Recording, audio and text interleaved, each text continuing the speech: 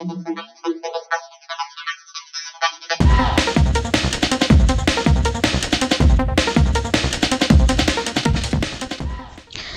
Friends, welcome to উষ্ণি শালদাস blog. আশা করি সবাই তোমরা খুবই ভালো আছো আর আমরাও ভালো আছি। তো দেখো, আমরা হিমাচল প্রদেশের ধর্মশালা নামে যে জায়গাটি আছে সেখানে আমরা গিয়েছিলাম। তো সেখানে হোটেল থেকে আমরা বেরিয়ে এবারে ডালহৌসিতে যাব। সবটাই হিমাচল প্রদেশের অঞ্চলের মধ্যেই অবস্থিত।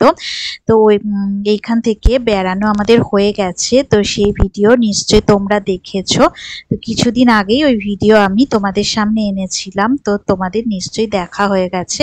তো এইখান থেকে আমরা এখন ব্যাগ গুছিয়ে আমরা ধর্মশালা থেকে ডালহৌসির উদ্দেশ্যে রওনা দিচ্ছি।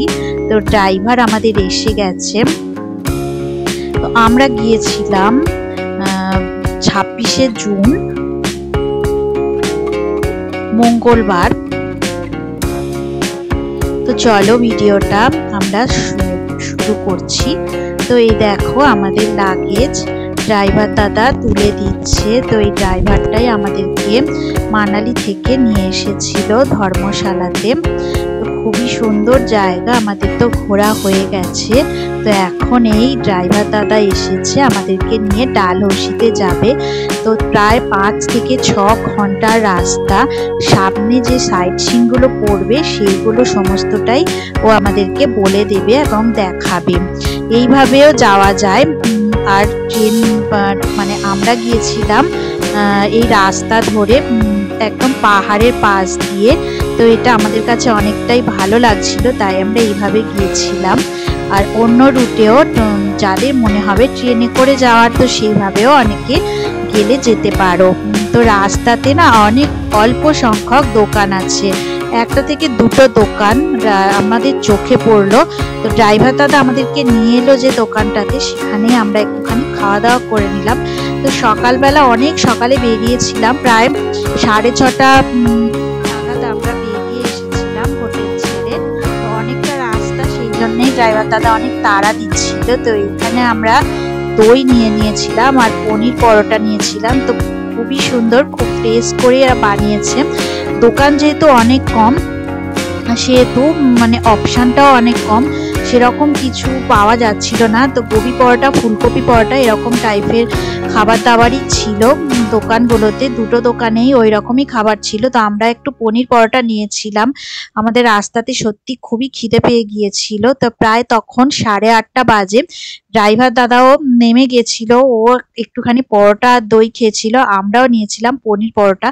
তো এই যে দেখো, এখানে পাশে বেশ সুন্দর একটা সাইট সিন ছিল। তো আমাদের ড্রাইভার দাদা নিয়ে এসেছিল, বলেছিল এখানে খুবই সুন্দর, সত্যি দারুণ লাগছে দেখতে।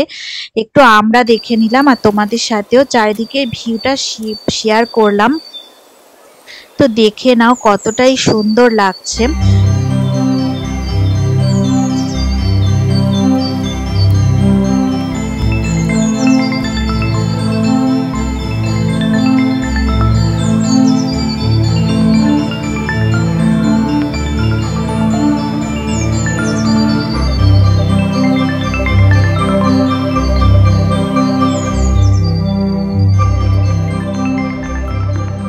উপরে একটা টেম্পল দেখা যাচ্ছে, তো অনেকটাই উপরে ছিল, আমরা যেতে পারিনি। প্রায় 1.5 ঘন্টার রাস্তা ছিল, অনেকটা উপরে। তো হেঁটে হেঁটেই যেতে হবে, এখানে আর কোনো রকম ব্যবস্থা নেই যাওয়ার, তাই জন্য আমরা সেই টেম্পলটাতে আর যেতে পারিনি। তো এখন আবার আমরা রাস্তা ধরলাম আমাদের ডালহৌসির উদ্দেশ্যে রওনা দেবার জন্য। অনেকটাই রাস্তা ছিল, আর গাড়ি করে ছাড়াও ট্রেন করেও এইভাবে ডালহৌসি ধর্মশালা থেকে ডালহৌসিতে যাওয়া যায়।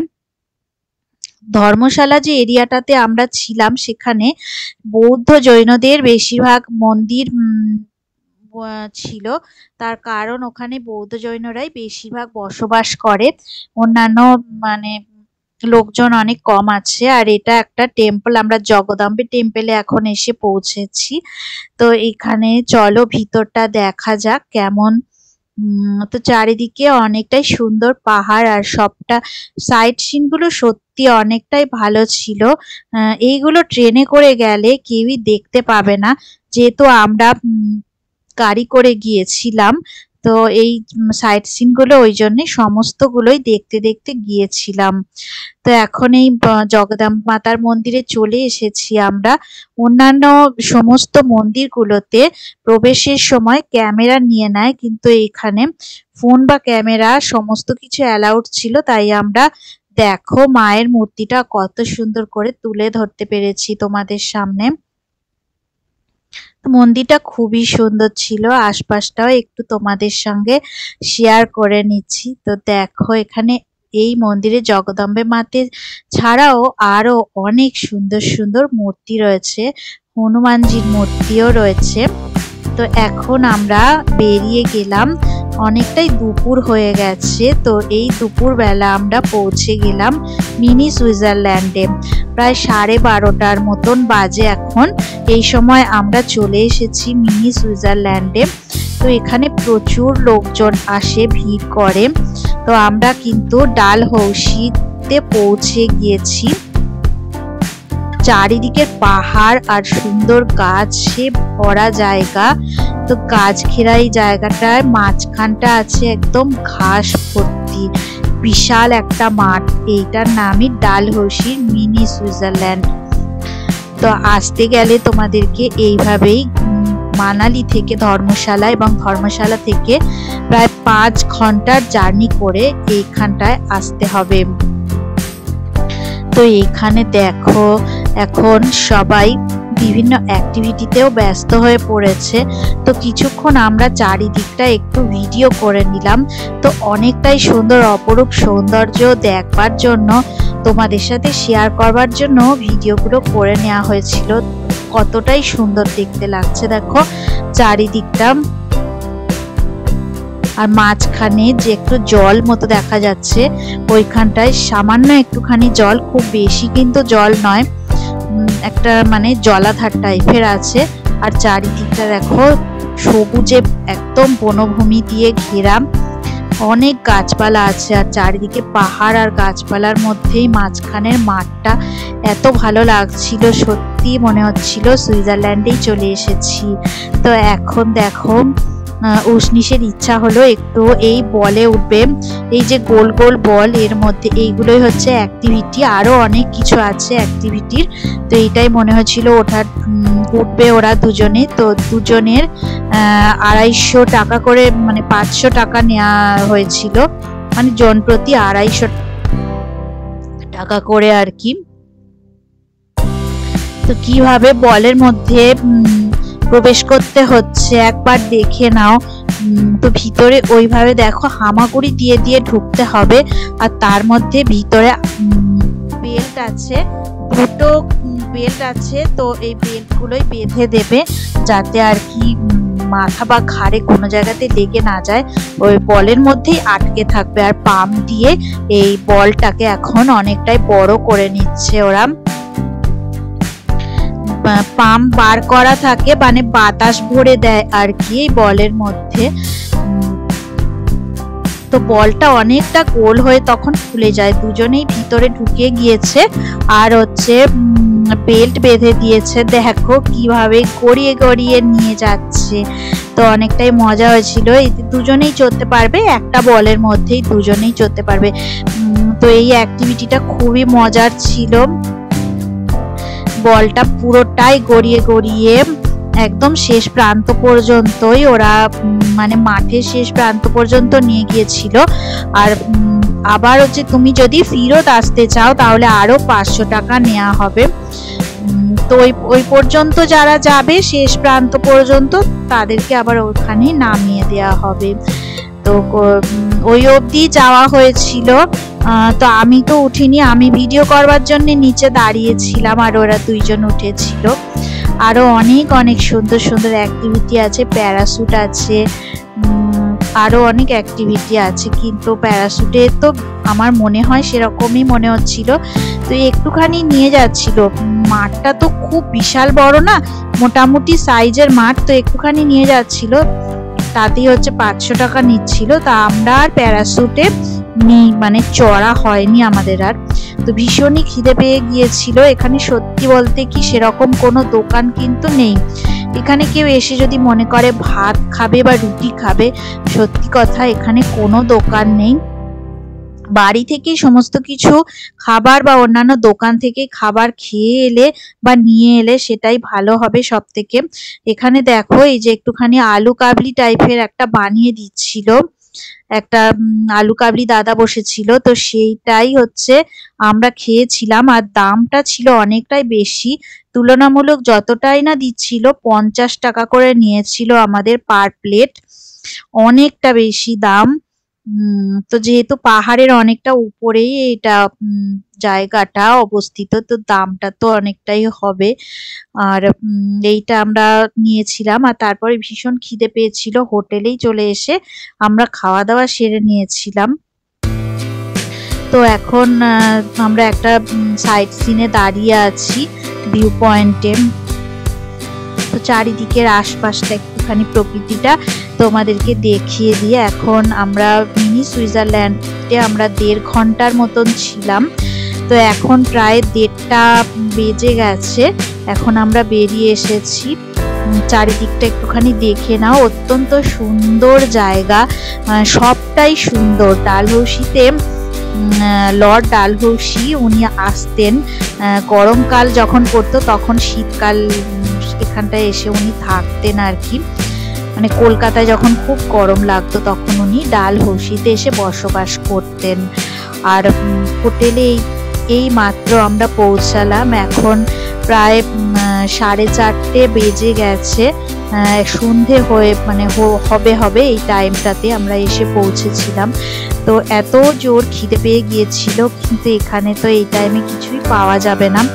তো ব্যাগ রেখে হোটেলে সমস্ত কিছু মানে করে তারপর আমরা খাবারের একটু অর্ডার দিয়েছিলাম। তো সেরকম কিছুই নেই, ভাত বা রুটি কিছুই ছিল না, ওরা বলেই দিয়েছিল এই সময় একটু ইভিনিং স্ন্যাক্স টাইপের বানিয়ে দিয়েছিল আমাদের জন্য।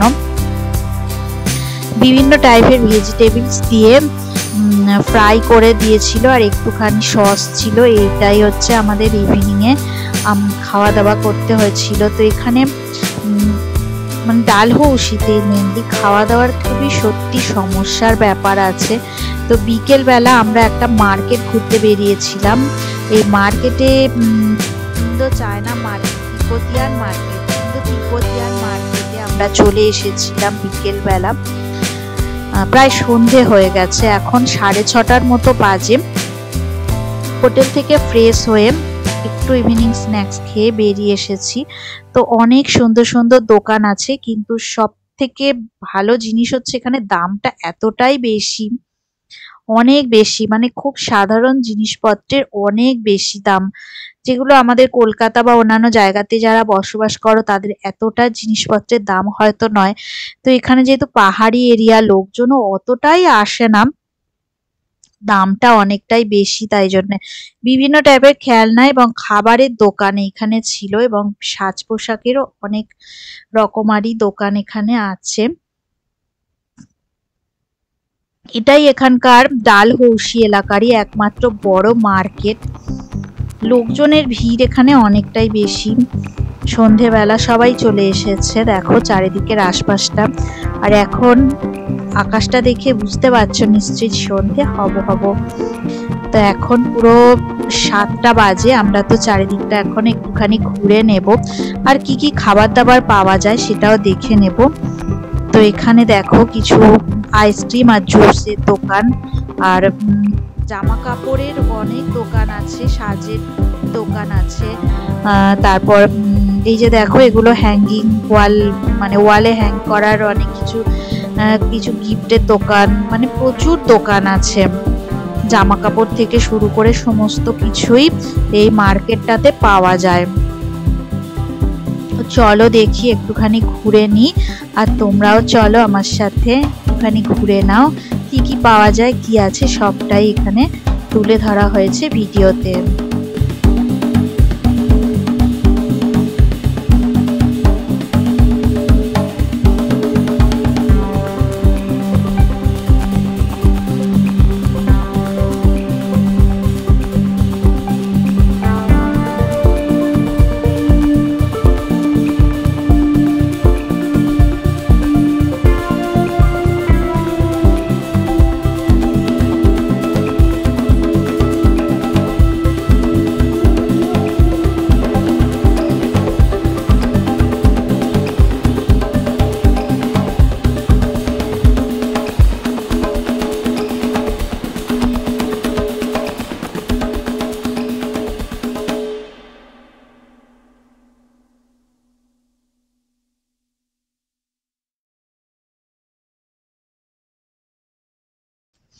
রাতে আমরা চলে এসেছিলাম এবং আমরা হোটেলে ফিরে এসে চিকেন আর রুটি খেয়ে নিয়েছিলাম, সেটা তোমাদের সাথে শেয়ার করা হয়নি। আর তারপরে আরো নতুন সুন্দর ব্লগ তোমাদের সামনে আমি নিয়ে চলে আসব। কেউ কোথাও যাবে না, আমার ভিডিওতে থাকো আর চ্যানেলটা সাবস্ক্রাইব করে রেখো।